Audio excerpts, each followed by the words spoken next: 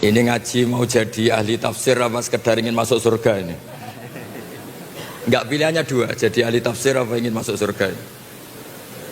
Nah itu lebih gampang gitu. Begini,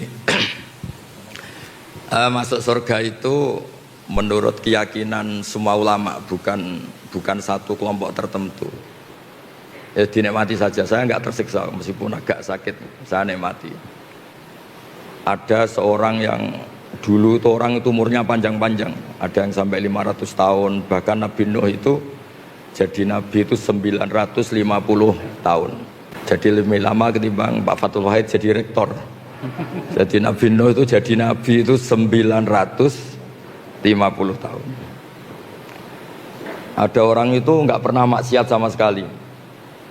Dia selalu taat, dia selalu ibadah, nggak pernah maksiat. Ketika akan masuk surga ditanya sama Allah, kamu tahu kenapa masuk surga? Ya tahu ya Allah, karena saya tidak pernah maksiat, selalu taat. Maksudnya agak kayak yang di sini, ya kadang baik, kadang tidak. Nah, itu bagus, itu normal itu. Yang nggak normal itu yang nggak tobat.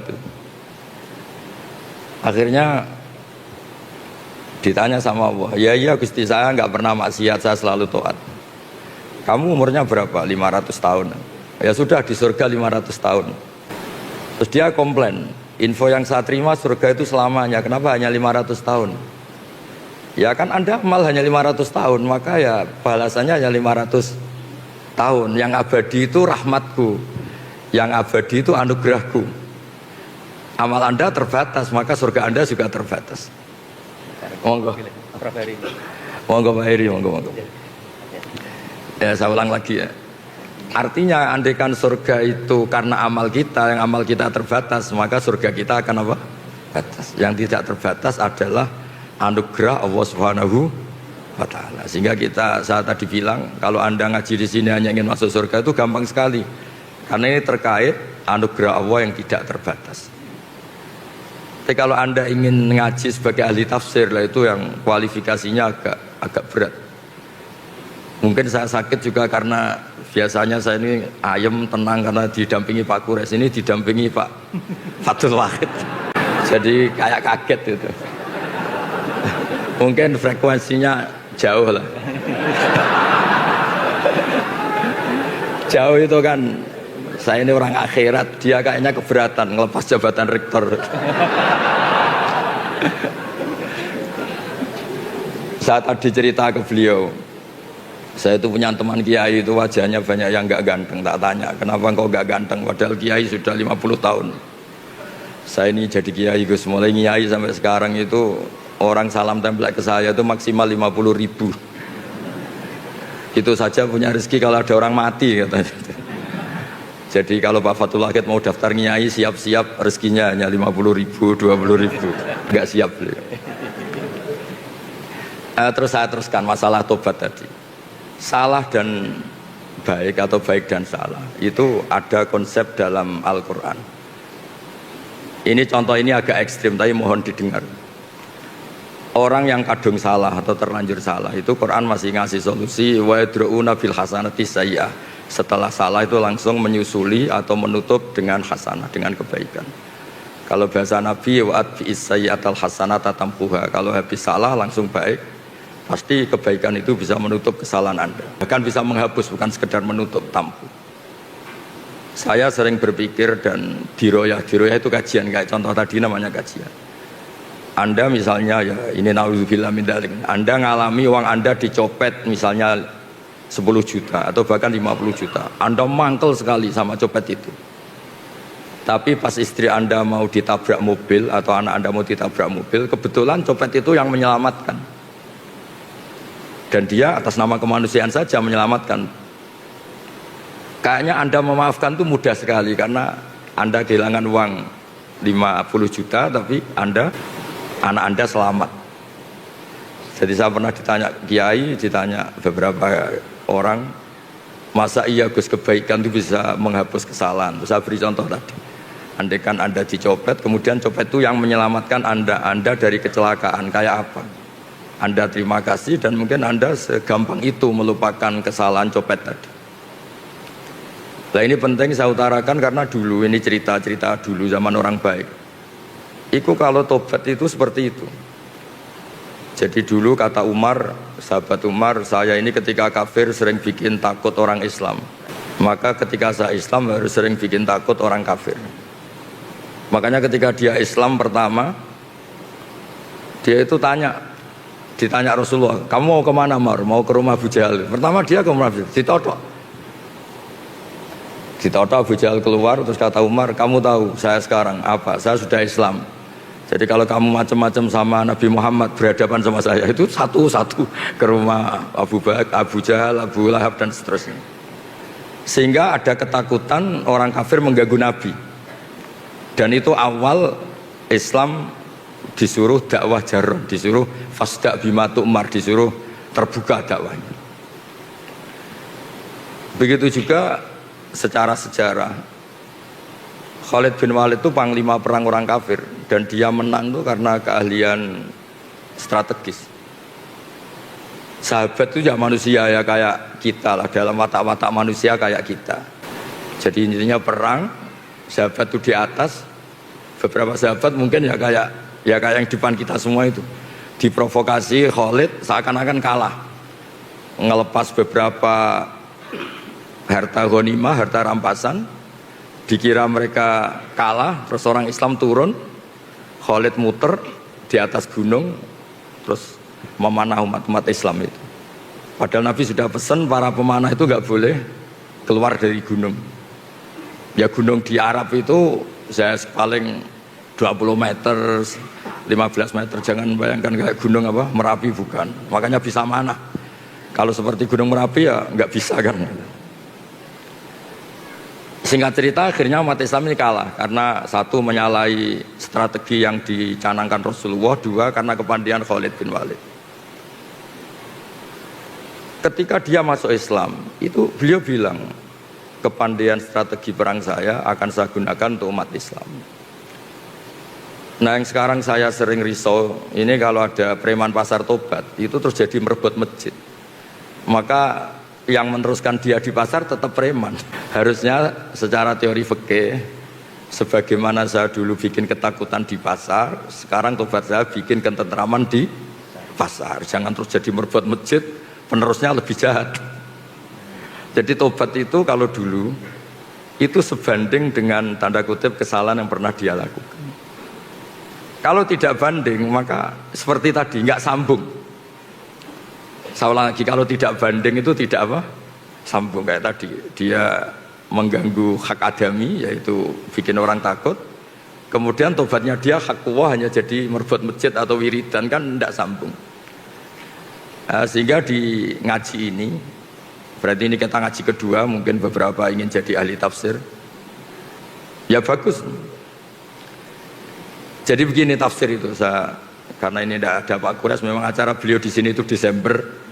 Ini memang acara orang yang merasa kayak Pak Kures. Jadi tidak Pak Kures tapi merasa kayak Pak Kures, dengan rasa yang bisa dipaksakan sama. Jadi begini, di ulumul Quran itu ada istilah asbabun nuzul. Dari kacamata ilmu, saya sering cerita, Nabi Muhammad tuh suka dahar, suka makan. Kalau makan tuh di depan umum. Saya ulang lagi, kalau dahar itu di depan umum. Terus kalau sakit, ya kelihatan sakit. Bahkan beliau itu pernah naik onta, sama ontanya itu pas sama Sayyidah Sofia itu dijatuhkan, ya sampai jatuh betul. Singkat cerita ada sahabat yang dengan tanda kutip agak kecewa, kok Nabi saya tidak sekeren Nabi Isa.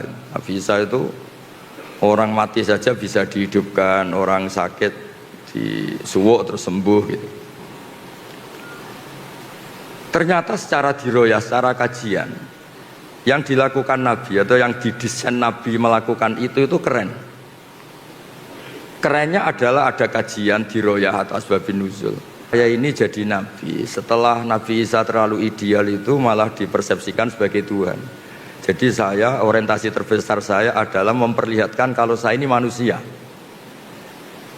Itu kalau Anda tidak mengkaji seperti itu, Anda akan janggal ketika Allah menstatuskan nabinya hanya begini.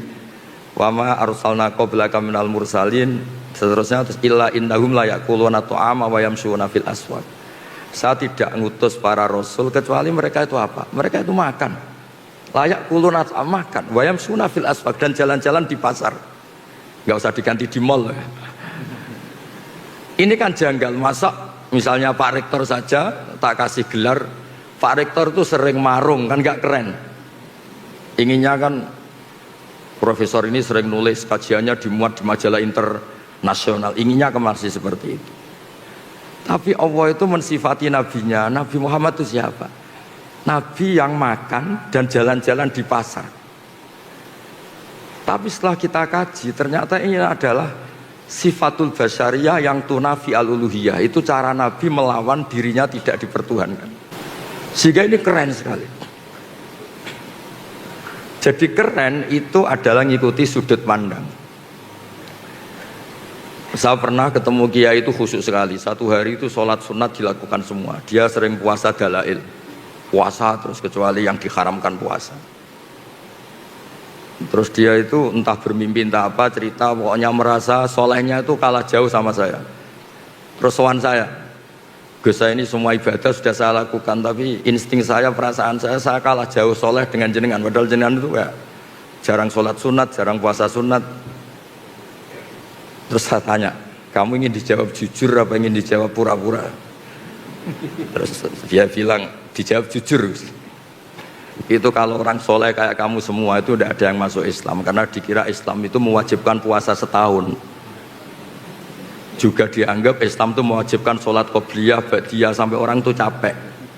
Tapi kalau orang melihat saya kiai ngopi-ngopi, terus kadang-kadang ya jagungan Pak Fatul Wahid,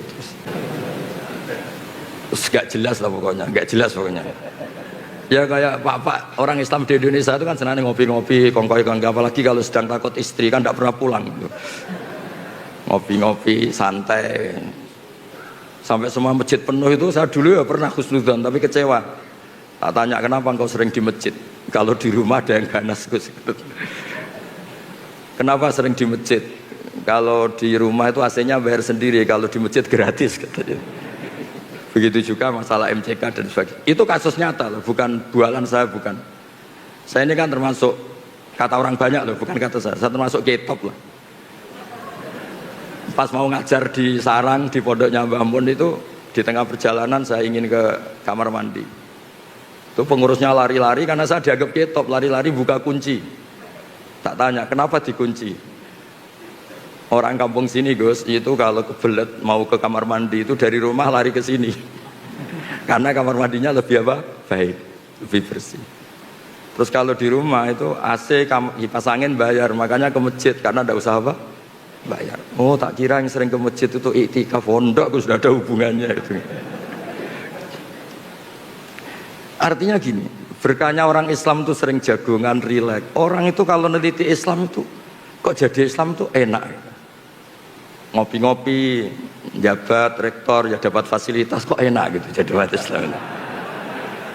Coba kalau kita ngajarkan yang ikhlas, jadi rektor udah usah gaji, mobilnya angkot. Gitu. Jadi pengurus badan wakaf kayak Pak Widodo, Pak Arsoyo udah usah gaji, cukup naik motor butut. Tidak ada yang mau masuk Islam. Intinya kalau Islam terwakili kesolehan Anda yang berlebihan itu tidak ada yang mau Islam. Jadi soleh kayak Anda itu bahaya menurut agama. Terus dia itu tertawa-tawa. Kayaknya jenengan bener Gus. Ya enggak. Tapi soleh Anda teruskan saja karena biasa khusyuk. Kalau kamu kayak saya enggak bisa. Desainnya sudah apa? Beda katanya. Tapi tetap yakin bahwa kamu sama saya itu keren saya katanya. Itu teruskan katanya. Itu yang sering selalu beda antara ahli fikih sama ahli thariqah. Karena ahli thariqah itu dengan tanda kutip memuja kesolehan. Ahli fikih enggak, tapi mohon jangan ditiru ini, terutama yang kadung khusyuk jangan, haram pokoknya yang kadung khusyuk haram. Ahli fikih itu perhitungannya itu unik. Ini agak sensitif, tapi ini hadis sahih. Saya sering cerita ke Barsoyo. Ini tak jamin hadis sahih. Nabi dulu tuh ya tarawih ya jamaah, tapi jangan ditiru kan. Hari keempat itu Nabi tidak ke masjid. Orang nunggu semua, Nabi gak keluar. Terus kata Nabi, Umar itu, Sayyidina Umar itu, kalau kita bilang sahabat Umar itu, sampai cara Jawa itu bengok-bengok. Nama Sibyan wan Nisa, ini orang sudah tidur, Nabi gak keluar. Ada yang pura-pura notok apa, pokoknya memancing supaya Nabi itu keluar. Ternyata Nabi gak keluar di malam keempat ini. Nabi gak mau keluar. Terus paginya Nabi bilang habis sholat subuh, Nabi itu memang punya adat kalau habis subuh kadang ngetik. Tapi dulu belum diistilahkan apa? Kultum ya, apa kultum ini. Saya tahu yang kamu lakukan tadi malam, tapi saya memang sengaja. Kalau saya tiap hari sholat, nanti dikira sholat fardu. Dan nanti menjadi wajib, karena saya melakukan tiap hari, maka Anda harus melakukan tiap hari. Karena takut dianggap wajib, maka saya tidak keluar. Ya sudah, terus gitu, era Umar, sahabat Umar jadi khalifah, beliau ingin ada sholat taraweh. Sahabat tanya, dulu zaman Nabi itu nggak jadi kok, era Anda jadi. Nabi itu pemegang konstitusi ilmu, kalau beliau melakukan terus nanti dikira wajib. Tapi kalau saya hanya Umar, meskipun saya melakukan terus, tidak punya akibat, dianggap apa? Wajib. Karena saya tidak musyarek, tidak pembawa syariat. Ada sahabat yang ekstrim namanya Abdullah bin Mas'ud, itu suka sweeping. Kalau ada orang duha tiap hari di sweeping. Kamu ingin bikin tandingan sholat fardu, wong sunat kok tiap hari. Sunat itu seminggu sekali katanya. Nah ini cerita konstitusi ilmu, makanya yang nggak bakat alim jangan, haram. Jadi beda mindsetnya orang-orang torikoh, orang tasawuf dengan ahli fikih itu beda. Ya sama terus jangan bilang Gus Pak ahli fikih, Pak Fatul Wahid ahli torikoh, ini tidak dua-duanya. Ini hanya rektor. Kebetulan rektor Universitas Islam apa? Indonesia. Jadi dikira dia ketuanya umat Islam. Enggak ada hubungannya itu, enggak ada. Ini jabatan karir. Bisa dipecat sama Pak Harsoyo kalau macam-macam, sama badan wakaf bisa. Jadi nanti saya cerita ulumul Quran. Ulumul Quran itu yang mengkaji itu harus seperti saya, tidak harus kayak persis saya, seperti saya. Orang tahu kenapa basyariahnya Nabi, kemanusiaannya Nabi itu keren. Karena berkahnya kemanusiaan ini Islam menjadi agamanya manusia, bukan agamanya malaikat. Sehingga tiap Allah cerita orang baik itu siapa? Khasnya apa? Liyukaffirallahu anhum asfa'alladzi amilu. Orang baik itu orang yang kalau salah itu salahnya saya hapus. Dan ketika baik, baiknya tak kasih pahala. Bukan orang baik itu yang nggak pernah salah, bukan. Jadi berkahnya Nabi menjaga konstitusi basyariah ini, itu terus Islam menjadi agamanya manusia, bukan agama malaikat. Andai kan dari awal itu semua kesunatan dilakukan Nabi, misalnya Nabi selalu puasa Senin Kemis, puasa Dalail, puasa Tasu'a, Asyura, nanti ini dikira wajib. Maka dalam hadis sahih, saya pastikan ini sahih, Sayyidah Aisyah itu punya, beliau kan ahli fikih, punya cara pandang mensifati Nabi, yaitu beliau ngendikan, ini ada di Sahih Muslim, wa in ini di sini sesungguhnya, wa in kana Rasulullah la yada'ul amala wa wa yuhibbuhu khasyata ayyufradu alaihim. Nabi itu tersiksa sekali kalau enggak sholat sunat itu. Ya tersiksa sekali kalau enggak puasa sunat itu. Tapi beliau harus enggak puasa karena takut dianggap apa? Fardu. Sampai Nabi itu kalau ada puasa Tasu'a, Asyura ngumumkan, sekarang puasa ini sudah diganti Ramadan. Silahkan yang mau puasa-puasa, yang tidak. Jadi, nah, penafsir Al-Quran atau yang meneliti Quran itu harus tahu itu. Sehingga nanti di Quran itu ada ayat-ayat yang mensifati manusia itu sederhana. Sayyidah Maryam itu figur yang luar biasa. Nabi Isa itu figur yang luar biasa. Kata Allah, wa ummuhu siddiqah. Ibunya Nabi Isa itu siddiqah. Orang yang sangat-sangat jujur, tidak ternodai dosa zina, dosa yang macam-macam. Tapi terusannya apa? Karena yakulanit to'am. Dua orang hebat ini itu ya suka makan. Itu kan aneh. Wong Pak Rektor yang jarang tahajud saja kalau ada orang muji, ini suka tahajud, seneng. Coba dipuji, oh Pak Rektor itu hebat kalau malam tahajud, Senin Kamis puasa, duha, oh seneng meskipun nggak dilakukan, seneng kalau dipuji. Nah ini seorang nabi, Nabi Isa, Allah itu cara cerita karena ya kulanit to'am. Ini sama-sama makan. Karena berkahnya makan tuh orang tahu. Rektor nggak makan itu nggak hidup. Presiden Amerika nggak makan nggak hidup. Semua orang top di dunia kalau nggak makan tuh nggak hidup. Ternyata manusia tuh selemah itu. Kita yang katanya profesor, kita yang katanya kiai besar, ternyata untuk kita hidup hanya butuh kangkung, mungkin butuh jadah, butuh gudeg. Terus kerennya di mana? Orang yang hidupnya ta'aluk sama benda-benda yang mati. Nah dengan seperti itu Quran sukses memaklumatkan wa khuliqal insanu dhaifa. Manusia itu lemah sekali. Saking lemahnya itu butuh sesuatu yang benda mati. Sebab itu Quran biasa ngendikan untuk nabinya afa imma ta'u kutilang qalabtu Muhammad, apapun hebat Anda mati. Bahkan ada kemungkinan mati Anda ini terbunuh. Terbunuh itu kan kesannya agak keren, tidak jaduk, tidak sakti. Tapi itu diperlihatkan Allah supaya jelas dimerkasi Allah yang baki, yang abadi. Manusia apapun hebatnya itu dhaif, rentan. Makanya kelirunya kita kadang-kadang ngomong ini orang terhebat di dunia, ini orang nomor satu di Indonesia, orang terkuat di dunia.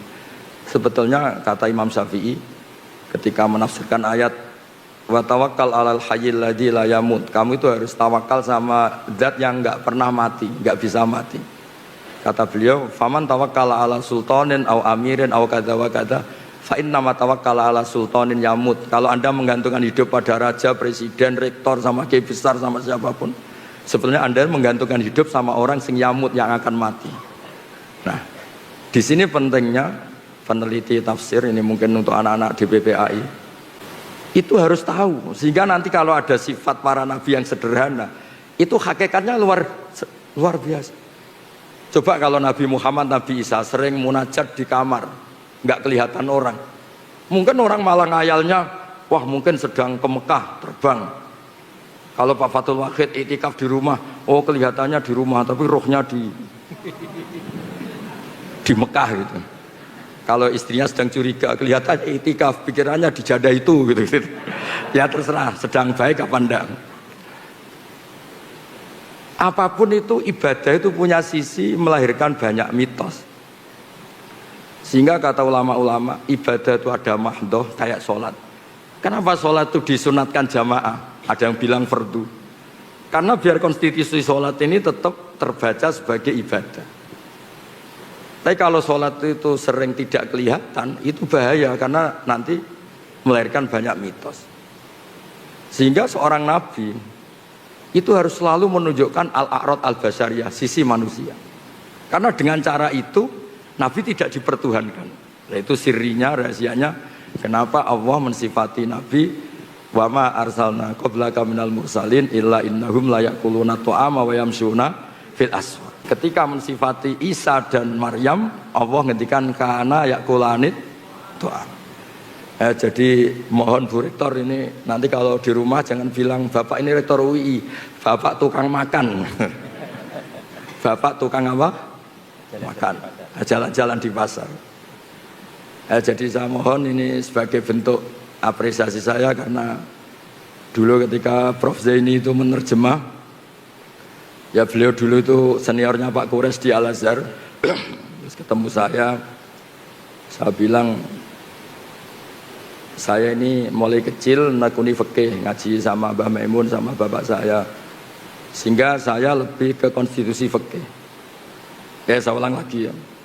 Jadi kesalehan yang dibawa orang-orang toreko atau orang tasawuf itu baik, tapi ini nggak bisa jadi konstitusi. Karena kalau jadi konstitusi nanti terjadi ijabu malam yajib, mewajibkan sesuatu yang tidak. Jadi memang menganalisis Quran itu harus orang fikih, karena kalau udah orang fikih itu dengan tanda kutip kurang-kurang gimana, jangan bahasakan kurang liar ya, kurang-kurang gimana. Orang fikih itu lebih realistis. Fikih yang betulan alim loh ya, jangan yang kaleng-kaleng ya, yang memang bener-bener alim. Jadi misalnya gini, saya baca misalnya Alam nasrah laka sodrok. Itu kalau orang fikih langsung ngerti betapa sudut pandang itu menjadikan gampang legowo. Tadi dikatakan Pak Rektor, kalau ada perbedaan itu kembalikan ke ilmu. Sudut pandang itu penting. Saya sering cerita, mungkin saya pernah dicerita di pengajian ini. Ada kiai itu mungkin karena kelamaan ingin poligami gak kesampaian. Sebenarnya tidak hanya kiai, semuanya harus di sini. Itu kalau malam itu masakan sendiri. Pokoknya sibuk. Kadang bikin sambal terong, kadang bikin nasi goreng, pokoknya sibuk. Ada santrinya yang orang toreko janggal. Ini kiai gak pernah tahajud makan, terus pokoknya kalau malam itu mesti masak. Ternyata kiai ini tetap wali, tetap dekat Allah. Terus dia cerita, Jong, dalam kitab yang saya baca di usul fikih itu ada kaidah. Ini di Lubul Usul karangannya Syekh Zakaria Al-Ansori. Saya baca, saya hafal. Ithma min mubakhin ila wa yatahaqqaqu bihi tarku haramimma.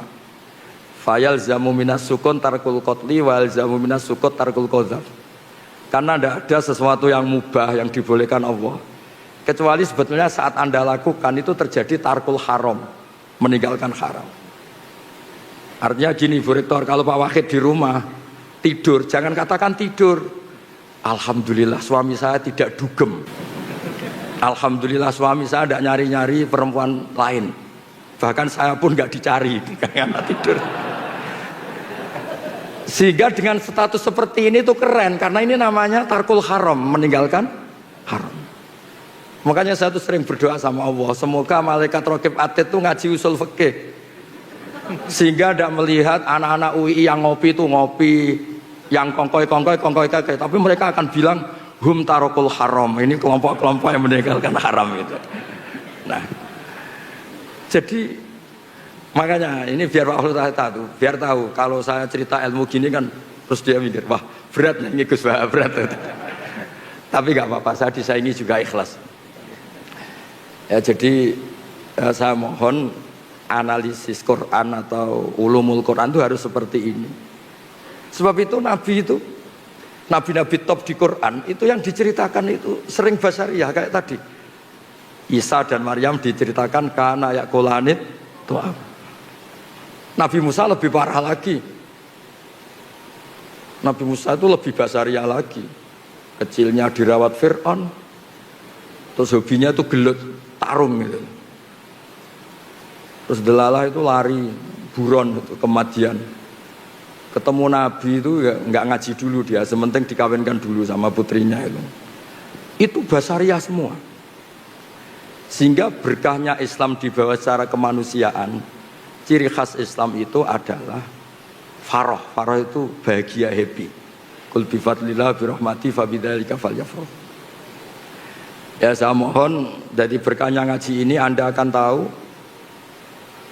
Saya punya kitab namanya Al-Minanul Kubro.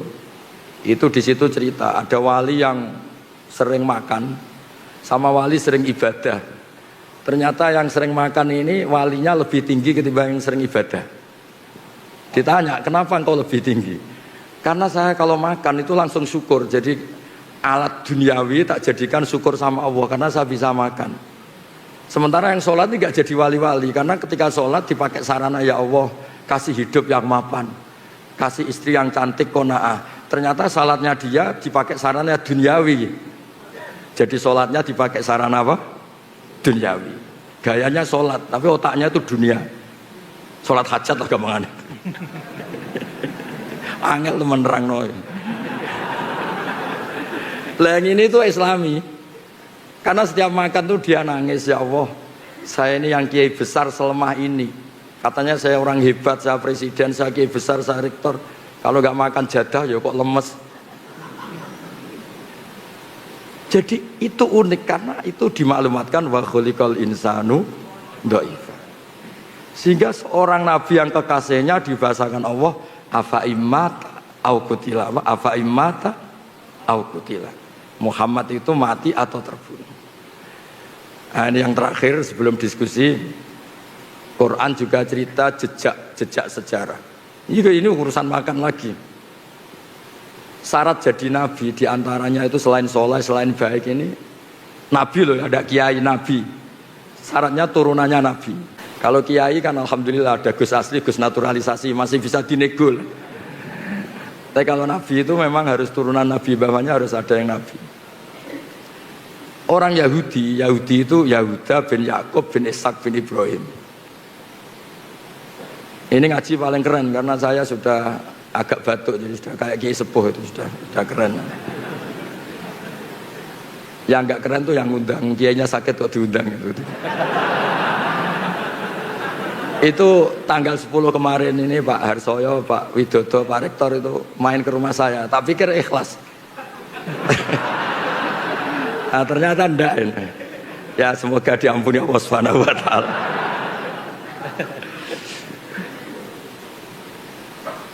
Ya supaya ini kan haji ya, saya cerita haji. Orang Yahudi itu enggak percaya, orang Arab itu kan utak-utuk kayak gitu modelnya. Masa iya jadi nabi? Karena bangsa yang enggak suka baca, orang Arab itu enggak suka baca. Kok tahu ada nabi itu dari mana asal-usulnya? Itu Allah kalau cerita itu unik. Dan ini semuanya basyariah. Nabi hebat sehebat itu ternyata dari cerita basyariah. Nabi Ibrahim itu suami yang takut istri. Ketika dia menikahi Hajar itu diusir sama Sarah. Sarah ini istri pertama yang cantik. Hajar itu diusir. Di mana-mana kalau diusir ya lari. Singkat cerita karena beliau Nabi sama Allah itu dilarikan ke Mekah. Bukan dari Jepara ke Jogja, bukan ke Mekah. Kalau Jepara sama Jogja sama-sama enggak kota suci. Diusir ke Mekah. Setelah di Mekah namanya Hajar itu kan istri-istri yang baik. Tidak usah ditiru karena bahaya kalau niru ini enggak kuat. Para ibu-ibu enggak kuat, enggak usah niru. Terus setelah di Ka'bah, dekat Ka'bah ditinggal. Ya dikasih satu ketel air sama beberapa makanan. Yang paling 2 hari pasti habis. Sudah punya anak Ismail masih kecil. Ketika Ibrahim pulang, itu ditanya, maksud kamu gimana? Ninggal anak dan istri di bumi yang tidak ada makanan. Yang ditanya ya makanan. Bukan gak ada sajadah, bukan, gak ada makanan. Tapi setelah ini yang religius tetap religius, ini makomnya ahli fikih. Yang tetap khusyuk gak apa-apa. Cuma khusyuk yang berfikih. Khusyuk yang apa? Berfikih. Kalau saya ini berfikih yang nggak perlu khusyuk karena konstitusinya memang nggak boleh khusyuk. Setelah itu nggak jawab. Itu khasnya lelaki. Kalau nggak bisa memenuhi hajat istrinya itu nggak bisa jawab. Lama-lama sampai ketiga terus apa Allah yang menyuruh ini? Ibrahim hanya ngangguk. Mantuk. Kata Sayyidah Hajar, idzan la yudiuni. Kalau gitu saya tidak akan disia-siakan. Singkat cerita terus dia kesana kemari menjadi sofa marwah. Lama-lama dapat zam-zam. Terus lama-lama Ibrahim kesana. Dijak bangun Ka'bah. Ka'bah sudah ada dulu tapi belum terbangun sebagai bangunan. Itu pertama Nabi Ibrahim berdoa, ini ya juga urusan rezeki. Ya Allah, Mekah itu negeri yang tandus. Tapi saya mohon semua orang tertarik sama Mekah supaya menghasilkan banyak rezeki. Ya jangan biasakan banyak cuan, banyak rezeki. Nanti terlalu gaul. Masa iya Nabi Ibrahim bilang apa? Cuan. Nanti dikira Nabi Ibrahim ikut Gen Z kan repot nanti. Tapi yang didiskusikan pertama dengan Allah itu ya rezeki. Singkat cerita terus Ibrahim dan Ismail bangun Ka'bah. Kemudian karena Nabi Ibrahim itu keramat, kaki yang dipakai nginjek batu itu membekas. Dan itu yang dipakai dalil Allah berargumentasi ketika orang Yahudi ragu. Masa iya orang Arab itu ada yang turunan Ibrahim?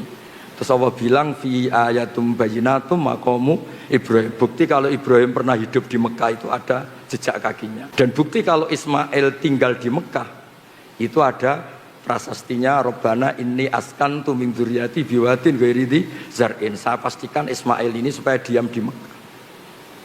Nah ayat seperti itu kalau Anda tidak baca tarikh itu nggak ngerti. Ayat-ayat itu adalah Allah sedang cerita bahwa Muhammad itu benar-benar turunan Nabi karena di Mekah pernah dihuni Ibrahim yang punya Ismail, dan jejak artefaknya, jejak fisiknya ada di Mekah. Fi ayatum bayyinatum maqamu Ibrahim. Jadi makom Ibrahim itu bukan makom bahasa Indonesia artinya kuburan, itu bukan.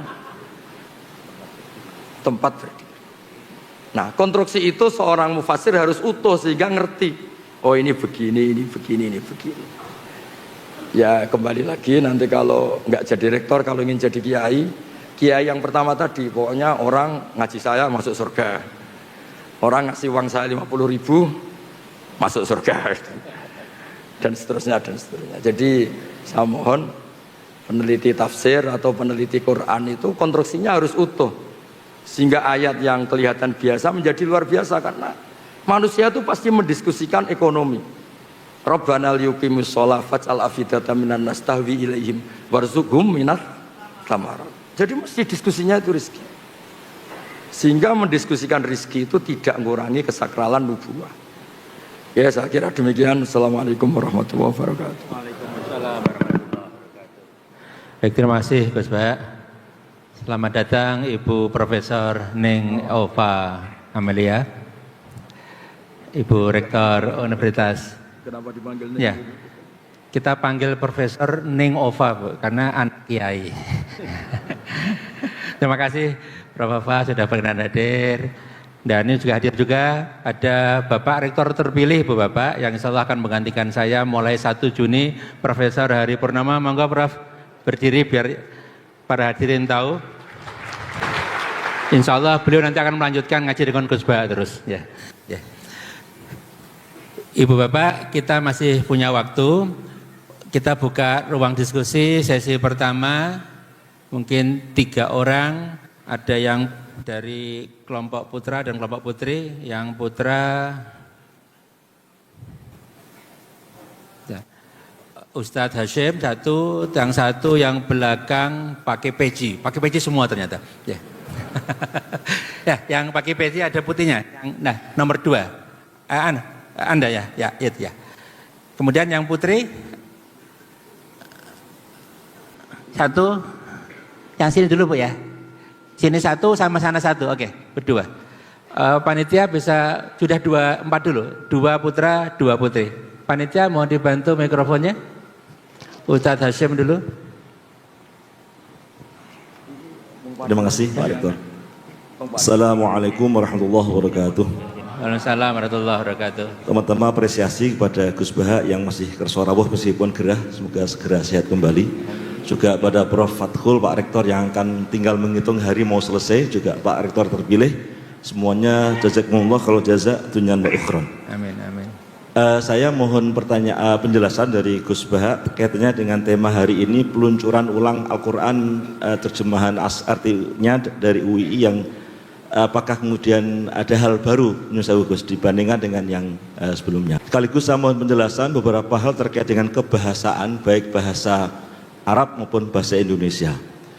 Satu, isim dhamir nahnu itu kan bisa 3 fungsi ya. Satu, lil mutakallim ma'al ghair wa huwa mukhatab, atau kita gitu ya. Yang kedua, lil mutakallim ma'al ghair wa huwa mutakallim aidon, atau orang pertama jamak, kami gitu ya. Yang ketiga bisa juga lil mutakallim wahdah al-azim nafsah, bermakna orang pertama tunggal dan itu untuk penghalusan saya gitu ya. Tetapi sepanjang saya membaca Quran terjemahan, apakah itu saya debat atau Kemenak sekarang atau UII, sepertinya tidak pernah ada yang menerjemahkan nahnu itu dengan saya. Meskipun dalam bahasa Indonesia boleh juga kami itu berarti orang pertama tunggal untuk orang besar, untuk raja. Tapi maksud saya kalau orang baca nggak paham, dia mengira kalau kami itu pasti jamak itu, tidak tunggal. Tadi juga dibaca ayat inna nahnu nazzalna dzikra wa inna lahu lahafidun, juga kami. Meskipun lalu muncul tafsir, oh ya kami itu Allah kemudian menugaskan malaikat yang menurunkan.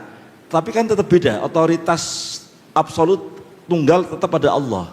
Nah, apakah tidak sebaiknya kemudian ada yang diartikan saya itu untuk mempertegas itu adalah lil mutakalim wahdah al muazzim nafsah gitu ya. Ini satu, ini yang pertama. Yang kedua, mau Isti'naf, saya mengapresiasi Gus Baha, saya tadi sempat buka Quran terjemahan UI, ketika wau isti'naf itu sudah tidak lagi di terjemahan kata dan. Meskipun menurut saya harus membandingkan, mohon maaf nyebut nama Quran terjemahan yang lain, Depak misalnya, Kemenak sekarang itu selalu pakai dan, meskipun isti'naf itu. Nah ini salah satu yang membedakan, yang saya lihat di UI tidak. Jadi kalau isti'naf tidak ada terjemahan dan. Tapi yang saya mohon penjelasan Gus Baha terkait dengan wawul ataf tapi atful jumlah lal jumlah. Dalam bahasa Arab dimungkinkan, ya, tapi dalam bahasa Indonesia kan enggak. Kata dan itu tidak boleh untuk awal kalimat karena dia kata penghubung antar bagian dari kalimat, apakah itu kata apakah itu frase. Jadi mestinya kalau kita pakai uslub bahasa Indonesia, karena tidak ada atful jumlah lal jumlah, maka tidak boleh awal kalimat itu dan. Nah, saya lihat masih ada di misalnya Al-Baqarah ayat 42, wala talbisul haqqa bil batil, itu masih ada kata dan gitu. Apakah tidak sebaiknya dipertegas, disesuaikan dengan uslub bahasa Indonesia yang tidak mengawali kalimat dengan kata dan. Satu lagi Gus, terakhir untuk dhamir munfasil antum atau kum. Ya, satu lagi ya. Terakhir Nun Sewu. Tadinya mau banyak tapi karena nggak enak. Mau soal nanyakan tobatnya koruptor tadinya, karena tadi soal tobat, gimana tobatnya koruptor, tapi soal fokus saja. Terakhir, kata antum atau kum nomor mutasil itu pengetahuan saya kalau dalam bahasa Indonesia kan untuk orang kedua jamak. Tapi kenapa dalam terjemahan itu dipakai kata kamu itu? Apakah tidak sebaiknya untuk mempertegas itu kalian? Termasuk menurut saya Gus, di UI masih kamu, lakum dinukum waliyadin, bagimu agamu, kenapa bukan bagi kalian, agama kalian, untuk mempertegas bahwa ini jamak gitu. Demikian, terima kasih, kurang lebih mohon maaf. Assalamualaikum warahmatullahi wabarakatuh. Assalamualaikum warahmatullahi wabarakatuh. Sudah 4 pertanyaan tadi. Ya, terima kasih Pak. Kita catat, kemudian yang belakang ya. Ya. Sebutkan nama ya dan asal mungkin ya. Nanti akan dikontrol oleh admin. Ya.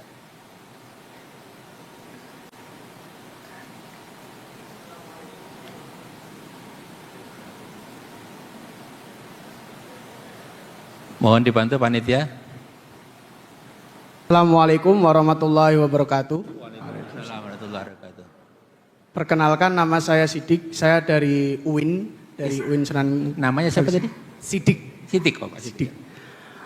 Permisi Gus Bah, saya mau bertanya. Jadi tadi malam di beranda HP saya itu lewat berisi kalam hikmah, yaitu tulisannya itu Gus. Ilmu tidak akan Allah berikan kecuali orang yang dicintai oleh Allah Subhanahu wa taala. Pertanyaan saya Gus Bah, ngapunten. Kenapa ada orang yang hafal Quran tapi masih bermaksiat? Oh iya. Karena kan kalau berdasarkan kalam hikmah jenengan, berarti kan Allah ridho sama hal tersebut ya kan, Allah cinta. Jadi dia sampai hafal Quran, dia bukan itu pertanyaannya. Nggih, ngapunten untuk saya titip pesan Pak Gus Bah, saya mewakili umat, semoga jenengan jaga kesehatan nggih. Amin. Nanti semoga jenengan hidupnya berkah dan panjang umur sampai 90 tahun seperti Mbah Maimun. Amin. Harapan saya. Assalamualaikum warahmatullahi wabarakatuh. Waalaikumsalam warahmatullahi wabarakatuh. Selanjutnya dari Ibu sana, dibantu panitia. Ya, yang sisi selatan tadi sudah.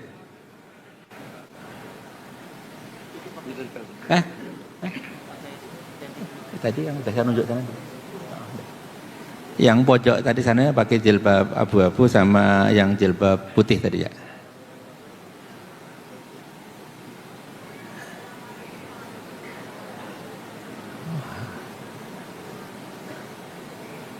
Assalamualaikum warahmatullahi wabarakatuh. Pada Gus Baha yang saya hormati, tadi Gus Baha mengatakan orang baik itu belum tentu orang yang belum pernah melakukan kesalahan. Yang pertama itu mohon penjelasannya. Dan yang kedua, tadi Gus Baha juga mengatakan sesuatu yang tidak wajib jangan diwajibkan. Tapi pada saat-saat ini ada yang sesuatu yang makruh kok malah diharamkan. Contohnya orang yang tidak suka merokok, yang benci sekali sama rokok, rokok kuwi haram. Nah gitu misalnya. Jadi mohon penjelasannya, maaf ya. Cukup sekian dari saya. Saya Ustadzun Hasanah dari Magelang. Assalamualaikum warahmatullahi wabarakatuh. Waalaikumsalam warahmatullahi wabarakatuh. Baik, terima kasih. Satu lagi tadi. Satu lagi yang pakai jilbab warna apa itu? Coklat susu ya. Baik, Assalamualaikum warahmatullahi wabarakatuh. Waalaikumsalam warahmatullahi wabarakatuh. Perkenalkan, nama saya Eila, saya dari Hubungan Internasional Universitas Islam Indonesia. Tadi mengutip sedikit dari Gus Baha bahwa sudut pandang itu penting. Saya sedikit ada pertanyaan, bagaimana sih sudut pandang Nabi Muhammad terhadap perempuan yang tidak menutup aurat sesuai dengan syariat Islam? Karena banyak laki-laki menyalahkan perempuan karena tidak memakai pakaian sesuai syariat Islam. Ketika melihat itu, mereka timbul syahwat. Kenapa tidak dibalik saja? Kenapa tidak mereka yang menjaga pandangan ketika ada perempuan yang tidak memakai pakaian sesuai syariat Islam? Karena memang di sisi lain, perempuan itu memang harus menutup pakaian, menutup aurat dengan pakaian yang sesuai dengan syariat Islam gitu. Bagaimana juga syariat dari Al-Quran tentang pakaian ini. Cukup ya. Bagaimana pandangan Nabi Muhammad terkait dua pandangan bertolak belakang ini? Baik, terima kasih. Terima kasih.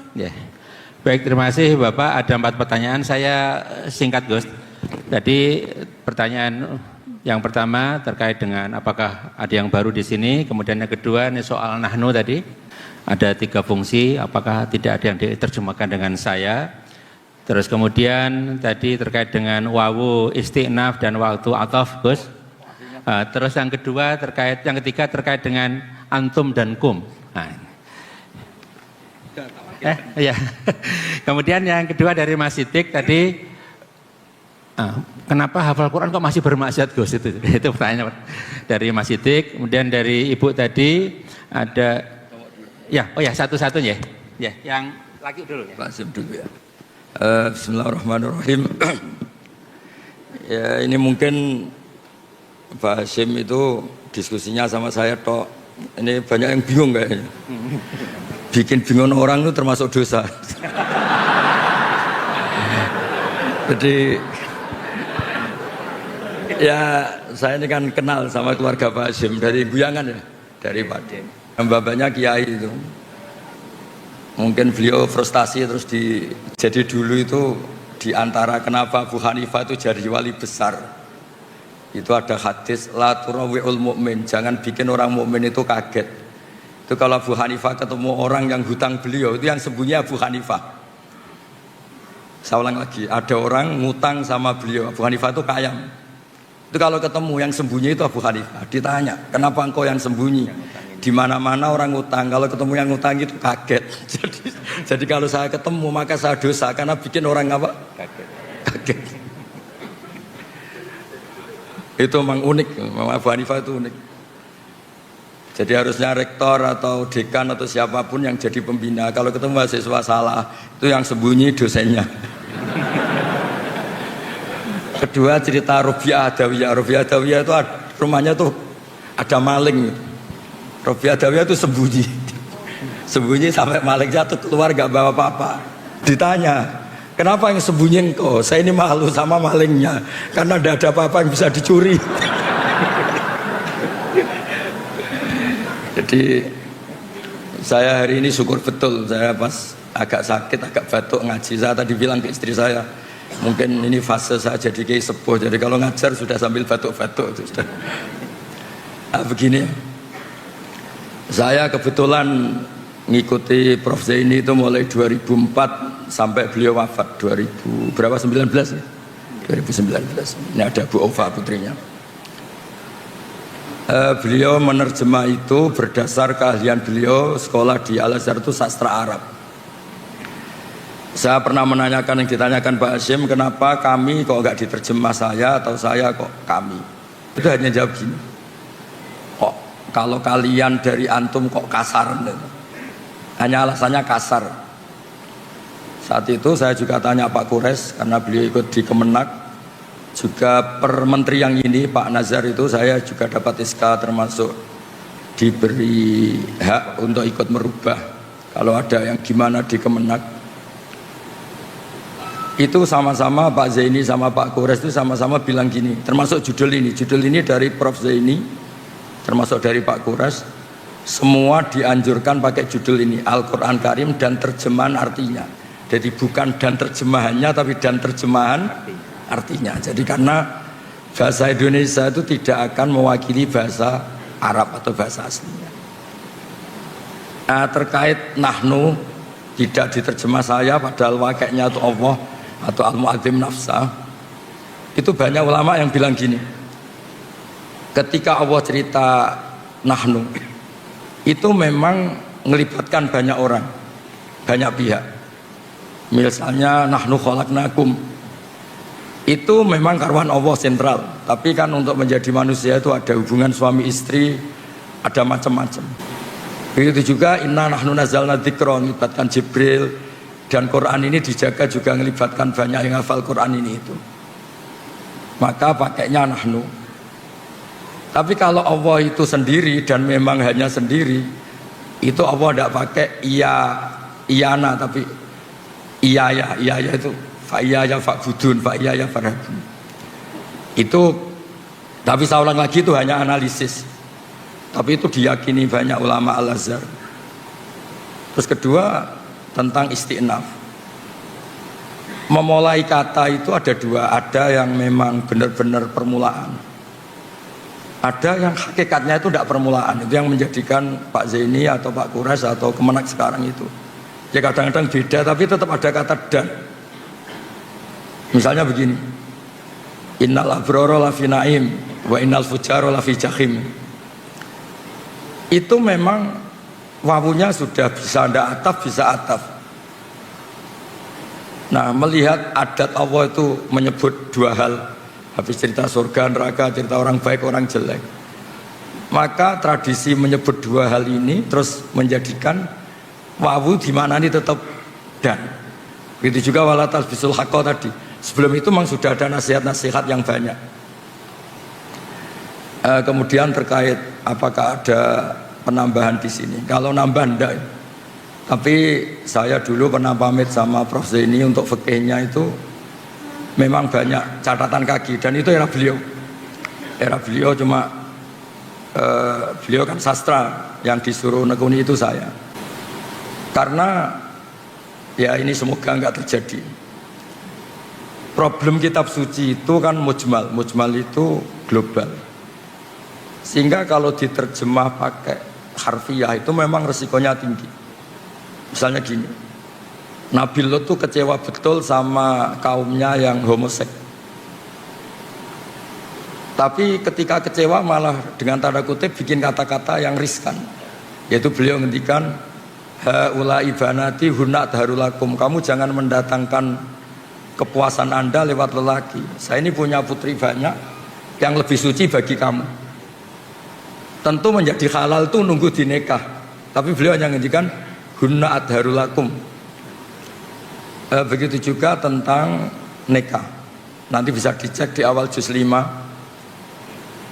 Ada ayat yang bunyinya hanya gini. Famastamta'tum bihi minhunna fa'atuhunna ujurahun. Perempuan itu setelah kamu nikmati, maka yang penting itu kamu kasih ujurahunna. Ujur itu jamannya ujroh. Nanti kan kayak transaksi orang nakal yang sudah dipakai itu bayar. Nah, makanya tadi promosi saya pertama saya bilang mufassir itu latar belakangnya harus ahli fikih supaya tahu kalau ujur di situ artinya mahar. Jadi terjemahnya adalah perempuan yang sudah Anda nikahi, saya ulang lagi, perempuan yang sudah Anda nikahi dan sudah Anda nikmati, yaitu sudah hubungan suami istri, maka mahar itu baru menjadi wajib. Karena mahar itu wajib itu dua. Satu wajib binafsil akdi, itu nisful mahri. Dua wajib karena jima, karena hubungan suami istri. Jadi mahar menjadi wajib 100% itu nunggu famastamta'tum bihi, sudah dinikmati. Nah, hal seperti ini kalau diterjemah letterlek itu bisa kayak nyuwun sewu nikah mut'ah, nikah yang pakai waktu, yang hanya nikmati terus bayar. Nah, di sini dibutuhkan kepedulian para pakar tafsir, terutama yang nulis.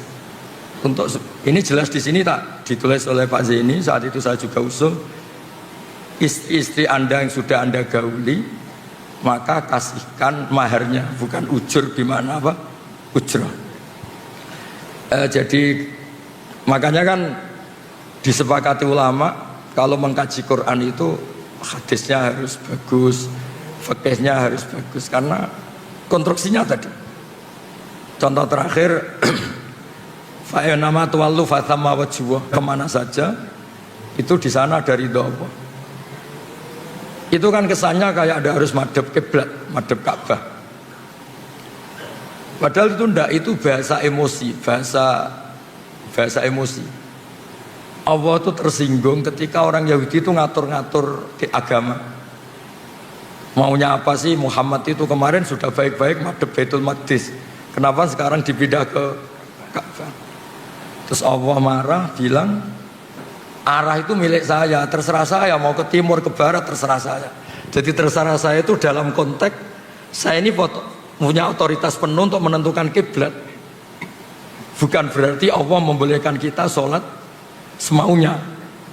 Itu kan ibarat ada orang nyalahkan saya misalnya, Gus, anak Anda kok kamu kasih uang 1 juta, 2 juta, bukankah ini boros? Terus saya bilang, ini uang saya, terserah mau dipakai apa mau dibakar apa mau diapain, tidak apa-apa, itu uang saya.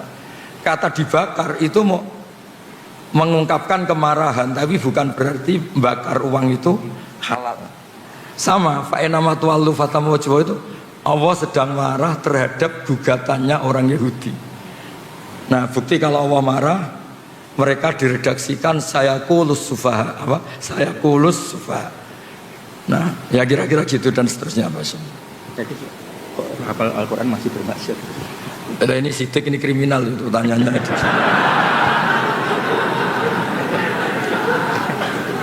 Nanti kalau kenapa orang hafal Quran masih bisa maksiat, lama-lama Anda tanya, kenapa Pak Rektor masih butuh uang, itu kan ya repot. Jadi begini ya. Agama ini unik. Allah itu tidak pernah menghalalkan maksiat, nggak pernah. Tapi Allah tahu betul kalau prakteknya orang itu pasti maksiat, beda ya. Kalau Allah menghalalkan nanti itu menjadi syariat. Tapi kalau Allah tidak realistis, namanya orang itu pasti maksiat. Makanya redaksinya Allah itu pakai fasilitas. Orang baik itu siapa? Orang yang fasilitasnya adalah kebaikannya diberi ganjaran, salahnya dimaafkan. Ya kira-kira definisi cinta. Cinta itu apa? Pas kamu baik diapresiasi, pas kamu salah dimaafkan.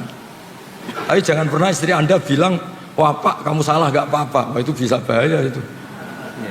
Jadi semua maksiat di Quran itu diceritakan pakai kalam khobar. Kalam khobar itu apa, misalnya cerita orang baik itu siapa? Orang yang menjauhi dosa besar. Misalnya gini, Anda mencintai perempuan, potensinya itu kan hanya nikmati melihat sama sampai hubungan suami istri. Nah yang sampai hubungan suami istri namanya zina, itu dosa besar. Tapi kalau Anda tidak bisa tidur ingat terus, itu namanya pengangguran.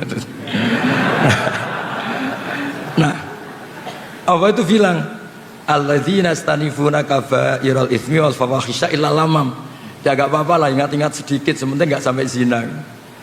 Anda benci orang itu kan kelasnya bisa ngata-ngatain, ngerasani, menghujat, membunuh. Lah Allah itu kadang-kadang maklumi, wong jenenge lagi gedeng, namanya baru benci ya, nggak apa-apa lah ngerasani, sementing jangan bunuh. Nah, sehingga ya kayak gitu, misalnya ada orang kecelakaan, nabrak sampai mati, mesti kita bilang, "Mbok jangan nabrak sampai mati, nyerempet kan bisa." Gitu. Tapi bukan berarti nyerempet itu dihalalkan, bukan. Tapi kalau bandingannya nabrak mati itu, mbok nyerempet tok wae lah ben rapati mati gitu. Ben gak mati sakit gitu. Jadi agama ini dari awal memang tadi saya bilang ini agamanya manusia. Makanya ketika Allah cerita orang baik itu apa? Alladzina yastanibuna kabairul itsmi wal fawahish illa lamam. Orang yang menjauhi dosa besar tapi prakteknya tetap melakukan kesalahan-kesalahan apa? Kecil. Dan itu nggak bisa dihindari. Tapi saya ulang lagi, agama nggak boleh bilang kalau itu halal karena nanti bahaya menghalalkan yang haram. Tapi jangan dinafikan. Karena kalau dinafikan itu menjadi tidak realistis. Sama lagi, kalau dinafikan itu menjadi enggak. Makanya tadi Mas Siddiq itu kriminal betul itu tanyanya itu. Lama-lama tanya, kenapa banyak kiai yang masih dosa? Kenapa banyak hafid yang wayab? Ya repot kalau gitu. Wong dosa itu bisa dimulai dari tidak maksiat. Dosa itu ada yang tarkul wajib. Jadi Anda di masjid iktikaf, saat itu istri Anda melahirkan butuh pertolongan Anda.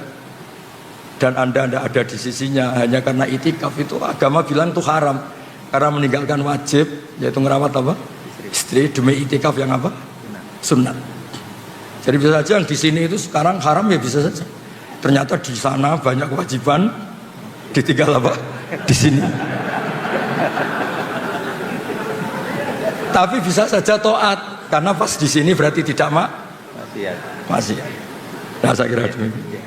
Ini yang dari ibu-ibu, Bu. Yang pertama ini Gus, komentar lagi terhadap sesuatu yang tidak wajib jangan diwajibkan. Termasuk tadi jangan mengharamkan yang rokok contohnya tuh. Kemudian terakhirnya sudut pandang Rasulullah terhadap yang tidak menutup aurat. Enggak gitu loh. Kenapa nyalain perempuan? Jadi dua perspektif tadi Gus, dua sudut pandang. Rasulullah kira-kira yang mana Gus kira-kira? Begini, jadi saya pernah cerita, mungkin di sini mungkin pernah cerita. Saya itu punya tamu, kebetulan teman-temannya bapak, 2 orang sudah sepuh. Pas rame-ramenya MUI dulu fatwa rokok itu apa haram itu. 2 kiai ini sepuh dan saya cium tangan karena sepuh. Gus, saya ini mau tanya, kalau Anda jawab haram tak lawan. Kalau jawab halal saya setuju. Karena temannya bapak, dia cerita, saya ini kiai kampung Gus, hiburan saya itu kalau habis isya agak pulang, rokok-rokokan di masjid sama kelompok kiai-kiai yang nganggur itu, ya sambil rokokan. Karena kalau pulangnya terlalu awal tuh ngadepi istri yang belum jinak katanya. Karena kalau sudah jam 11, 12 kan sudah islami katanya. Ini kisah nyata ini. Terus kenapa jenengan ingin rokok itu halal? Itu yang saya kaget tuh jawaban ini. Loh saya ini kan kiai Gus. Hiburan saya kan nggak mungkin seperti anak-anak lihat dangdutan, saweran. Saya ini kan kiai, kan nggak pantas. Hiburannya saya hanya rokokan. Kok masih diharamkan MUI, maunya apa? Jadi dia itu, saya ini kiai. Kalau nggak kiai kan enak, bisa lihat dangdutan, saweran, lihat biskop. Saya ini kan kiai, kan nggak pantas. Jadi hiburan saya rokokan sambil nyesali nasib. Masa iya haram gitu? Gempon bah, untuk jenengan halal. Waduh.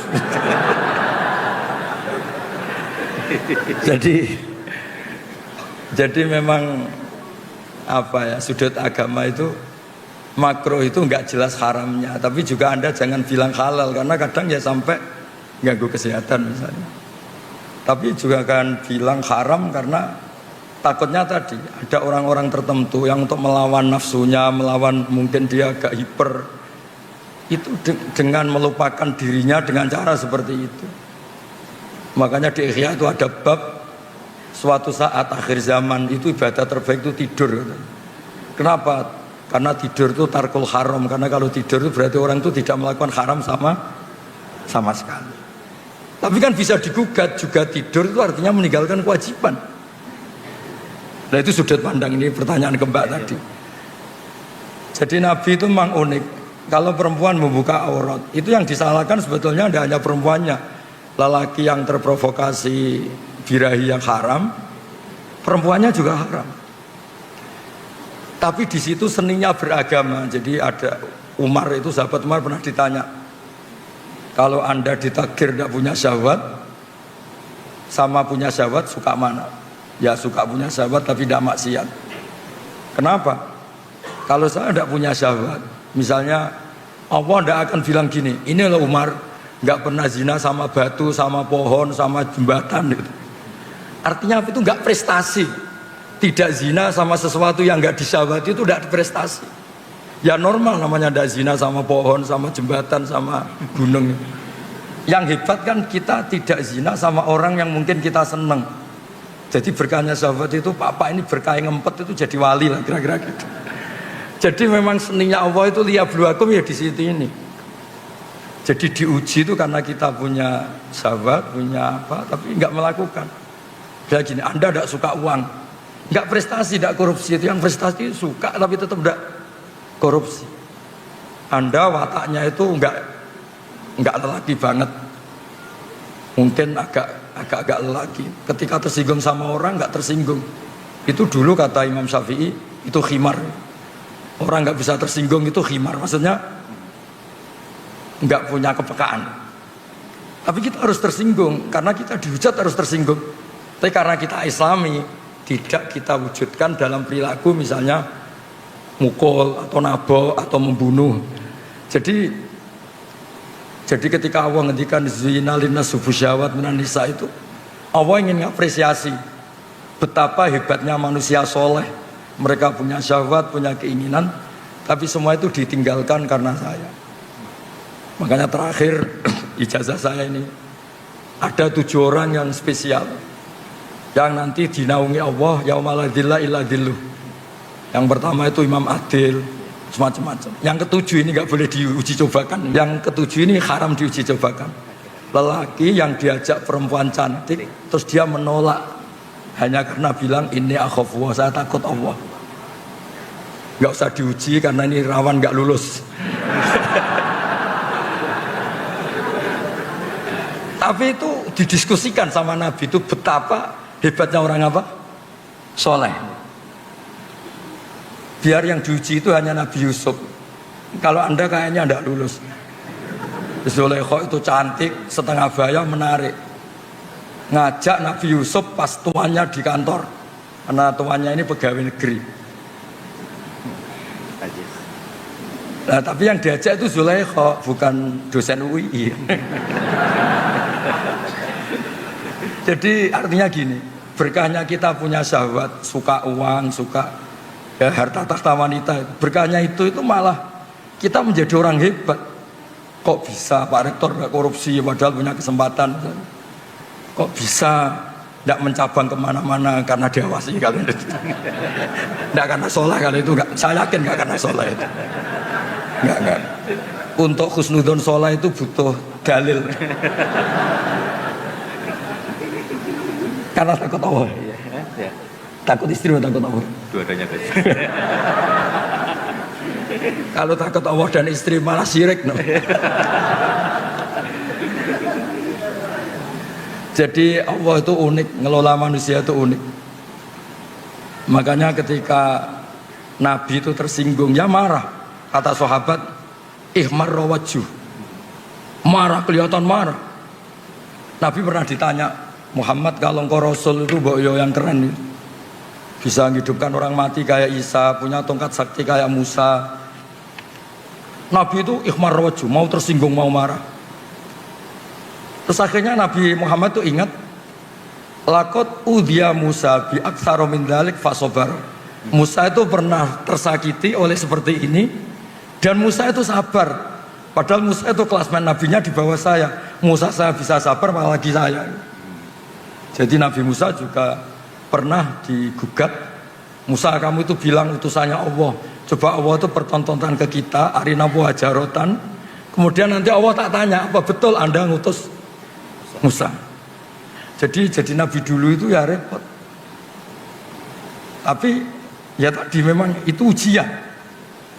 Ya jadi di antara kebaikan agama ini kita dikasih syahwat, dikasih suka uang, suka tahta. Tapi kita bisa lulus. Tapi gak usah dicoba, gak usah dicoba. Karena kalau dicoba itu riskan. Jadi yang nomor 7 tadi itu warojulun da'adu imro'atun da'atu mansibin wa jamalin faqala inni akhafwa. Lelaki yang diajak Perempuan cantik diajak tuh. Diajak perempuan cantik, Nabi bilang itu cantik. Kalau nggak cantik kan akeh tunggale lah gitu kan. Tapi tetap bilang fakola ini aku. Ya saya kira demikian cukup ya. Cukup ya. Masih. Ya. Dua pertanyaan lagi. Ya.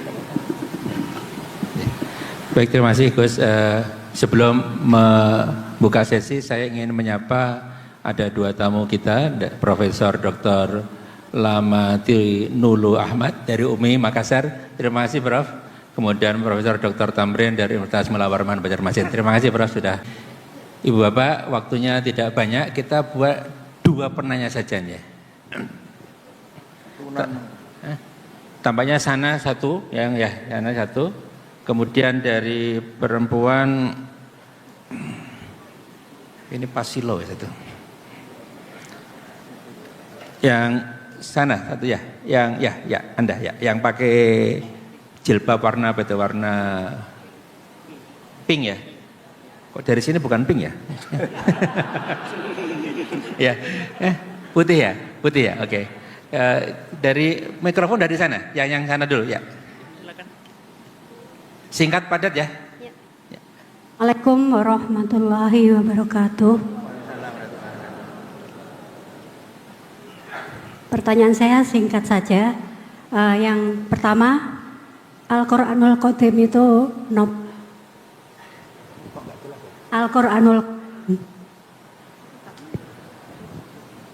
Al-Quranul Qadim.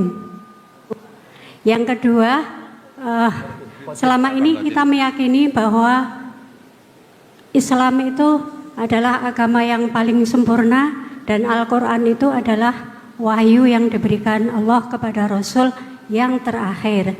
Pertanyaan saya, apakah setelah Al-Quran itu Allah masih memberikan wahyunya pada kita umat manusia ini? Kemudian yang ketiga, Gak jadi singkat ternyata. ya singkat saja, Allah itu disifatkan wal awalu wal akhiru wal zahiru wal batinu. Pertanyaan saya, Allah itu di mana? Itu saja. Sampun. Oh, di mana? Oke. Ya. Oke. Baik, ini pertanyaan kalam ini. Baik, kita catat.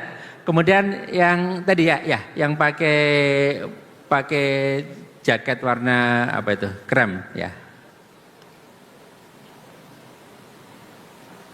Mau dibantu panitia?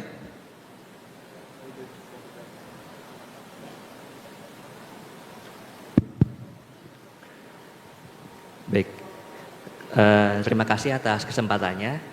Perkenalkan, saya Lutfi dari Solo, Jawa Tengah. Izin bertanya, Gus Baha. Di Indonesia ini, kalau kami lihat, indeks korupsinya cukup tinggi, begitu. Ya. Tapi kalau kita lihat, jumlah pesantren di Indonesia juga banyak, ya. Kalau kita bilang beberapa negara yang yang korupsinya rendah seperti New Zealand atau Selandia Baru, Australia dan sebagainya, pesantrennya bahkan mungkin tidak ada. Pertanyaannya adalah, menurut panjenengan, Gus Baha, bagaimana kita menyikapi dan bagaimana strategi kita sebagai umat Islam atau bahkan para kiai ulama untuk bisa meminimalisir atau bahkan mengurangi secara signifikan praktik korupsi yang ada begitu. Izin kalau saya bisa mengutip perkataan Bu Sri Mulyani, mantan Menteri Keuangan dulu, beliau pernah mengatakan, banyak orang mudah tergoda uang, meski sholat rajin, naik haji sudah, umroh sering, puasa Senin Kamis, tapi waktu lihat uang lupa semuanya, begitu. Kemudian yang kedua ini ada titipan pertanyaan, mohon izin, apakah setan itu berupa zat atau sifat? Terima kasih. Kalam lagi. Baik, terima kasih. Ini ada dua kelompok pertanyaan. Yang satu terkait dengan ilmu kalam. Ya. Al-Quran tadi Qadim, terus kemudian pertanyaan Allah ada di mana Gus, kira-kira gitu. Kemudian yang kedua tadi terkait dengan setan itu seperti apa, sifat atau zat, kira-kira sifat atau zat. Baik, kemudian yang kedua ini terkait dengan pertanyaan, kok sudah sering haji, sering umroh, puasa kemarin kok tetap korupsinya tinggi Gus, kira-kira gimana Gus? Ya.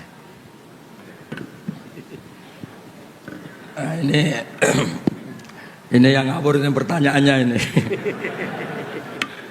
Begini ya. Tak pikir Pak Lutfi gubernur. Begini ya. Jadi di antara yang ditakutkan Rasulullah itu nanti, ini mbaknya siapa namanya tadi? Mbak itu enggak agak dulu tadi. Mbak ya, enggak nyebut nama tadi. Silakan. Ya. Jadi gini ya. Manusia itu punya jiwa ingin tahu. Ingin tahu itu bisa liar. Ada beberapa orang yang bilang, saya ini tidak akan menyembah Allah karena saya tidak tahu, tidak kenal. Macam-macam lah yang jurusan filsafat itu. Jadi zaman itu Nabi sudah ngendikan nanti setan itu selalu menggoda manusia. Pertama bikin mukadimah yang baik. Ini bumi diciptakan Allah, ini langit diciptakan Allah. Lalu Allah sendiri asal-usulnya gimana? Terus kata Nabi, jika kamu pada titik itu, maka hentikan. Nah, menghentikan itu manusia itu mudah sekali. Makanya saya pernah bilang, saya mungkin saat melihat sinetron apa saja, tentang Joko Tingkir ya boleh, tentang Mak Lampir ya boleh, yang penting itu manusia lah. Itu mungkin pas dekat-dekatnya saya dengan Allah, karena itu melawan diskusi dengan setan. Jadi banyak peristiwa sahabat itu tanyain Allah itu di mana. Sama Nabi itu disuruh, kira-kira disuruh makan, disuruh apalah, yang penting mengalihkan diskusi itu. Nah caranya gimana? Caranya adalah kita yakin sistem tubuh kita ini profan, sistem tubuh kita ini seperti ini, punya keterbatasan. Jadi dari awal kita harus yakin sistem yang serba terbatas ini nggak mungkin bisa melihat zat yang tidak terbatas. Makanya Quran sendiri memberi penjelasan la tudrikul absar wa yudrikul absar. Nah, jadi itu termasuk yang dikhawatirkan Nabi, yang semoga bukan contohnya sekarang muncul di diskusi ini. Nah, soal kalam wa qadim itu juga sama. Kasusnya sama. Dulu ada mihnah, ada tragedi sejarah terburuk. Ada seorang khalifah namanya Ma'mun, memaksa orang berpikir kalau kalam wa itu tidak qadim. Alasannya dia, ini agak serius diskusi ini, tapi enggak apa-apa. Insya Allah ilmu saya cukup. Ini bukan karena sombong, memang cukup. Terus ditanya, dia berargumentasi, Quran itu ada tabat yada Abi Lahab. Abu Lahab itu hadis. Mendiskusikan yang hadis, pasti Qurannya juga hadis. Karena dia seorang khalifah, seorang raja, memaksakan yang tidak punya pendapat yang sama di penjara. Termasuk Imam Syafi'i, Imam Ahmad.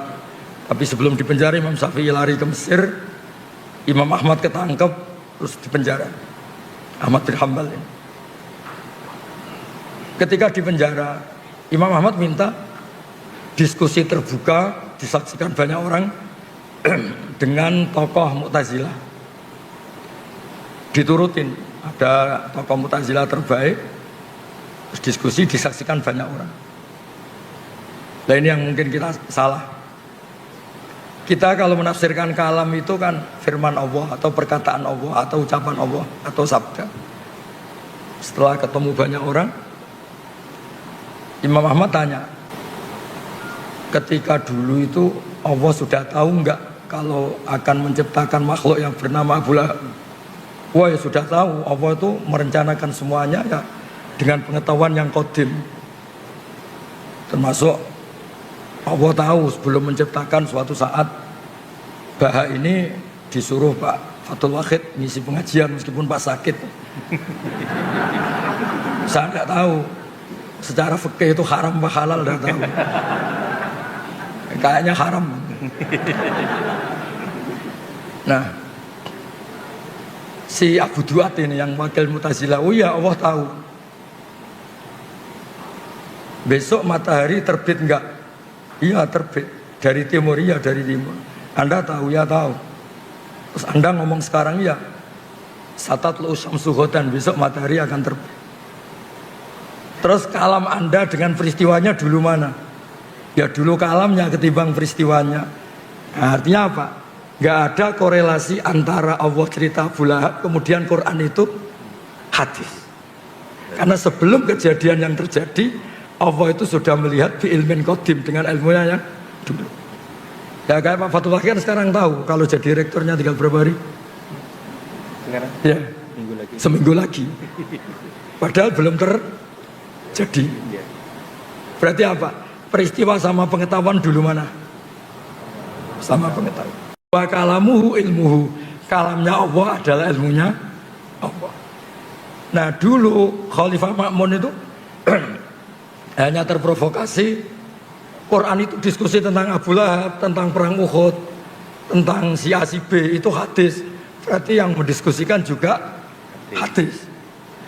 Nah Khalifah ini kan gak pernah baca banyak ilmu kalam. Makanya kata Imam Ahmad, yang membentuk pikiran kamu seperti ini siapa? Suruh ketemu saya, besok diskusi terbuka. Setelah diskusi itu ya keok, si wakil dari Mu'tazilah itu keok. Karena ditanya, ketika Allah dalam azali itu sudah merencanakan apa dadakan, ya sudah merencanakan. Allah tahu kalau mau ada makhluk namanya Abu Lahab, ya tahu. Fakalamuhu ilmuhu, ya kalamnya Allah itu ilmunya Allah. Maka kalamnya bersifat qadim. Nah, soal pertanyaan tadi Mas Lutfi, Allah itu di mana? Kalau Anda ingin nyari ya tak tunjukkan alamatnya. Kalau Anda tanya untuk mempersulit narasumber, namanya muta'anid, itu bisa dipenjara. Nah, begini ya. Nabi itu unik.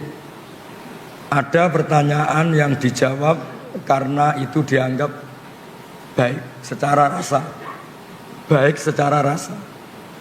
Sehingga ada seorang perempuan tanya, ya Rasulullah, aina Allah? Allah itu di mana? Nabi tanya, dijawab fis sama. Begitu juga kebalikannya, kalau ada orang tanya, dijawab fis sama. Allah itu di langit di atas, di langit itu di atas. Ketika Nabi Mi'raj menemui Allah itu digambarkan di atas, fis sama.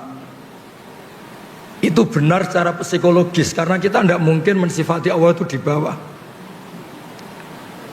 Nah, tapi di atas itu menurut ukuran apa? Ukuran fisik apa non fisik? Di atas menurut fisik adalah ini bawah, sana atas. Tapi secara psikis, secara rohani, di atas itu nggak terjangkau, nggak tersentuh. Artinya nggak tersentuh ya sudah, dengan sistem tubuh kita seperti ini, Allah itu terlalu atas untuk kita analisis, terlalu atas untuk kita sentuh, terlalu atas untuk kita amati atau kita perhatikan. Nah, makanya tentang Allah cukup kita mengatakan subhanah. Dan Allah selalu bilang ketika ada orang salah paham, subhanahu wa ta'ala amma yusyrikun amma yakulun. Yang penting Allah itu terlalu suci, terbebas dari cara pandang manusia yang sering salah. Ya, jadi makanya pentingnya wiridan subhanallah adalah orang biar ngerti kalau Allah itu suci dan persepsi kita ini jauh dari menyentuh itu. Jadi ini pertanyaan yang nggak perlu dijawab, cukup divonis itu kriminal itu aja. Karena memang itu karena itu memang termasuk provokasi setan. Jadi di antara itu betul ada hadis sahih itu. Nanti umatku itu digoda setan lewat pertanyaan yang mukadimahnya itu benar. Hadil ardo khalaqu Allah, ini bumi diciptakan Allah, ini makhluk diciptakan Allah. Lalu Allah sendiri asal usulnya gimana? Jika Anda terus mencari, maka ini sesuai kehendak setan, sesuai keinginan apa? Setan. Tapi kalau Anda berhenti, kamu tinggal makan, kamu tinggal jagongan, kongkoy-kongkoy, ini setannya bisa setruk. Maka saya mohon semua teman-teman yang sedang kongkoy-kongkoy, itu artinya sedang mensetrukkan apa? Setan. Karena Anda digoda dengan pertanyaan-pertanyaan yang bisa gawat itu bisa masalah.